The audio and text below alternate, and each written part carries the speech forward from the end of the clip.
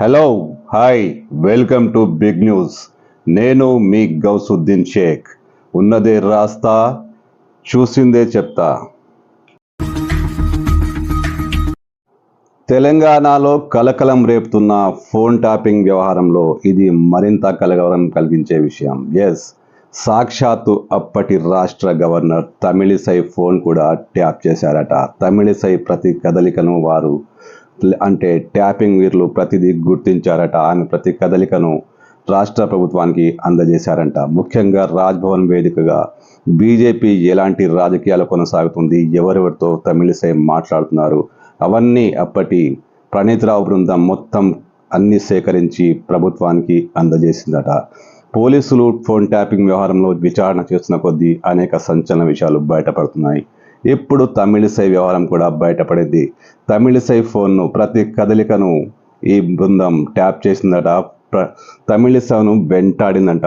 ఇది సంచలనం కలిగించే విషయం. ఫోన్ ట్యాపింగ్లో అత్యంత కీలకమైన అంశం. రాష్ట్ర ముఖ్యమంత్రి అంటే అప్పటి పిసిసి చీఫ్, ఆయన ఫోను ట్యాప్ చేశారు. ఏకంగా రాష్ట్రానికి నెంబర్ 1 పొజిషన్లో ఉన్న రాష్ట్ర గవర్నర్ ఫోన్ను ట్యాప్ చేశారు. ఇది అత్యంత సున్నితమైన విషయం, అత్యంత కీలకమైన విషయం, హై ప్రొఫైల్ వ్యవహారం. పోలీసులు ఈ విషయాన్ని ఇప్పుడు నిక్కచ్చిగా పూర్తి ఆధారాలతో సేకరించేందుకు రాధాకిషన్ను కానీ ఇతర నిందితులను గారు మరింతగా విచారించే అవకాశం ఉంది. ముఖ్యంగా అసలు గవర్నర్ ఫోన్ ట్యాపింగ్ చేయాల్సిన అవసరం ఏమొచ్చింది అనే దిశగా పోలీసులు దర్యాప్తు చేస్తున్నారు. అప్పట్లో గవర్నర్ కూడా ఈ విషయాన్ని, అంటే అప్పటి గవర్నర్ తమిళిసై కూడా ఈ విషయాన్ని ఒక మీడియా సమావేశంలో వెల్లడించారు. తన ఫోన్ కూడా ట్యాప్ అవుతుందని. మొయినాబాద్ ఫామ్ హౌస్ కేసులో ఫోన్ ట్యాపింగ్ జరిగిన సమయంలో తన ఫోన్ కూడా ట్యాప్ చేశారంటూ ఆమె సంచలనమైన ఆరోపణ చేశారు. కేంద్రానికి ఫిర్యాదు కూడా చేశారు. కానీ అప్పట్లో దీన్ని చాలామంది పట్టించుకోలేదు. కానీ ఇది నిజమట. పోలీసులు, అప్పటి ఎస్ఐబి పోలీసులు తమిళిసై ప్రతి ఫోన్ కాల్ను విన్నారట.